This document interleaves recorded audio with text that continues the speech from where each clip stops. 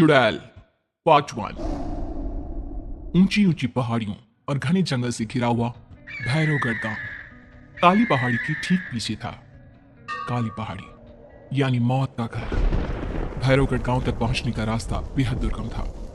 लगभग 24 घंटे घने तूफान और तेज हवाओं की वजह से वहां के वीरानी माहौल की कहानियां लोगों के दिलों को दहला देती थी। ऐसे बहुत कम लोग थे जो भैरवगढ़ गांव तक जाने की हिम्मत करते थे। लोगों का कहना था कि इस गांव के आसपास बुरी आत्माओं का साया मंडराता है। गांव के रहने वाले लोगों ने वैसे तो अपनी आंखों से किसी बुरी आत्मा या साये को नहीं देखा था, लेकिन गांव का बच्चा बच्चा इस बात को महसूस कर सकता था कि गांव के ऊपर कोई तो खौफनाक साया मंडरा रहा है। और उसकी वजह ये थी कि उस गांव में जैसे ही कोई लड़का 18 साल का होता, उसके 18वें जन्मदिन की रात ठीक 12 बजे अकस्मात उसकी मौत हो जाती।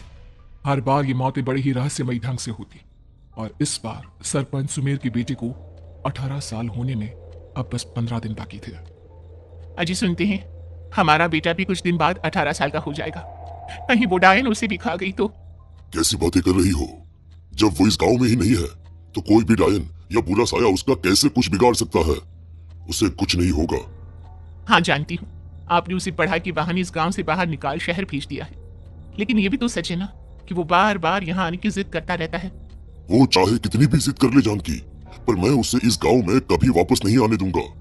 मैं नहीं चाहता कि गांव के दूसरे लड़कों की तरह मेरे बेटे की भी अजीबोगरीब ढंग से मौत हो जाए। कभी कभी तो लगता है कि हम सब गांव वालों को हिम्मत करके अपने गांव को इस बुरी आत्मा से छुड़वा लेना चाहिए। लेकिन कौन जानता है आखिर वो खतरनाक साया किसका है? वो काली आत्मा कौन है जो रातों रात हमारे गांव के लड़कों को निगल जाती है? सुमेर और जानकी जब ये सारी बातें कर रहे थे तब रात के लगभग 10 बज चुके थे, और हर रात की तरह भैरवगढ़ गांव एक भयानक काले तूफान की आगोश में था। बाहर चल रही तेज हवाएं और बारिश के बीच कभी कभी ऐसा लगता जैसे कोई बुरी तरह से चीख रहा है। किसी के तड़पने और चीखने की आवाजें गांव के कानों में बार बार टकराती, पर वहां रहने वाले किसी भी औरत या आदमी के अंदर इतना साहस नहीं था कि वो अपने घर से बाहर कदम रख के उन आवाजों तक पहुंच सके। सो जाओ जानकी, और घर के खिड़की दरवाजे कसकर बंद कर दो। अब जानकी सब खिड़कियां ठीक से बंद करने ही लगती है कि तभी उसे अपने घर के दरवाजे पर जोर जोर से खटखटाने की आवाजें सुनाई देती है। इन आवाजों को सुनकर जानकी और सुमेर के चेहरे डर से पीले और हाथ पैर ठंडे पड़ जाते हैं। जानकी, जानकी, इतनी रात कौन होगा? पता नहीं, ऐसा लग रहा है कोई बुरी तरह से दरवाजा खटखटा रहा है। अरे हाँ, पर किसी की आवाज भी तो नहीं आ रही। क्या करूं? दरवाजा खोल लूं या नहीं? कहीं ऐसा ना हो कि किसी को हमारी मदद की जरूरत हो। लड़खड़ाते कदमों से सुमेर दरवाजे के करीब जाता है और अपने कान को दरवाजे पर रख धीरे से आवाज देते हुए पूछता है, कौन? कौन है? कौन है वहां? तभी एक बेहद डराने वाली आवाज उसके कानों से टकराती है। दरवाजा खोलो, दरवाजा खोलो, वरना आज की रात इस गांव में कोई जिंदा नहीं बचेगा। मैं जानती हूँ तुम्हारा बेटा 18 साल का होने वाला है। अगर उसकी जान की जरा भी परवाह है तो दरवाजा खोल दो। इस आवाज को सुनते ही सुमेर घबराकर पीछे हट जाता है और जानकी को पूरी बात बताता है। कहीं वो डायन हमारे घर तक तो नहीं पहुंच गई? अब हम क्या करेंगे? मुझे दरवाजा खोलना ही होगा जानकी। मेरे पास अब कोई रास्ता नहीं है। इतना कहकर सुमेर डर से अपनी दोनों आंखें कसकर बंद करता है और कांपते हाथों के साथ झटके से दरवाजा खोल देता है।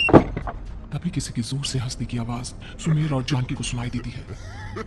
उस आवाज को सुन दोनों दरवाजे की तरफ देखते हैं और सामने अपने बेटे राहुल को खड़ा देख दंग रह जाते हैं। राहुल के हाथ में उसका मोबाइल होता है जिसमें से वो आवाज बज रही थी।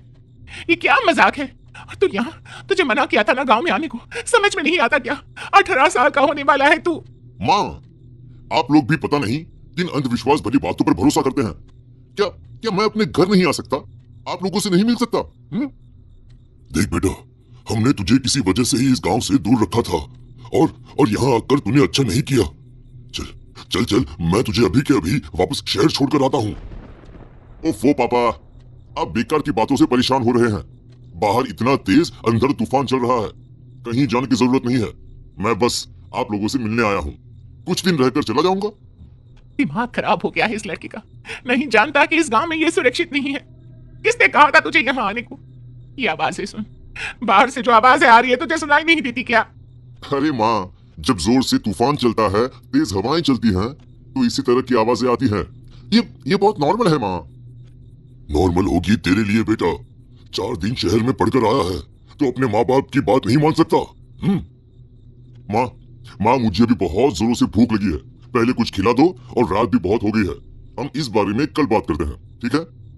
राहुल की वापस आ जाने से जानकी और सुमेर की आंखों की नींद उड़ गई थी। खाना खाने के बाद राहुल तो अपने बिस्तर पर जाकर सो गया, लेकिन जानकी और सुमेर पूरी रात उसके कमरे के बाहर पहरेदारी करते रहे। उन्हें पल पल इसी बात का डर था कि कहीं उनके बेटे को कुछ हो ना जाए। रात बीतती है, सुबह का सूरज निकलता है। अब जैसे ही वो राहुल को नींद से जागते देखते हैं तो उन दोनों के दिल को सुकून मिलता है। अरे माँ, पापा, आप अभी तक यहीं बैठे हैं? क्या पूरी रात सोए नहीं? जिनकी जवान बेटी की जान को खतरा हो, उन माँ बाप को नींद नहीं आती बेटा। बेटा, अब तू वापस शहर चला जा। देखो माँ, मैं किसी जरूरी काम से इस गांव में आया हूँ और वो काम पूरा होने के बाद मैं खुद यहाँ से चला जाऊंगा। काम? गांव में तेरा क्या काम है?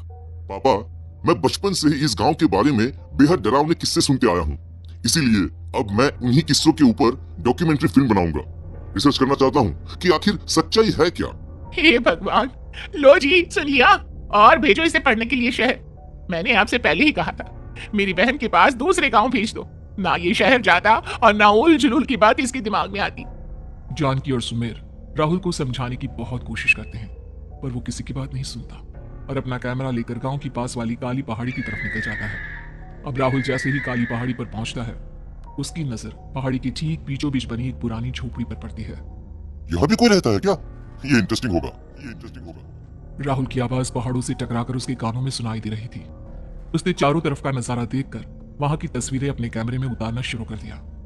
तभी अचानक राहुल ने अपने कैमरे में खींची हुई तस्वीर को जूम करके देखा और उसमें उसे जो नजर आया वो देखकर राहुल के होश उड़ गए। क्या सचमुच उस गांव के ऊपर किसी बुरी आत्मा का साया था? क्या राहुल की जान बच पाएगी? क्या देखा था राहुल ने उस फोटो में जिसे देखकर वो दंग रह गया? इन सवालों के जवाब जानने के लिए देखिए इस कहानी का अगला भाग।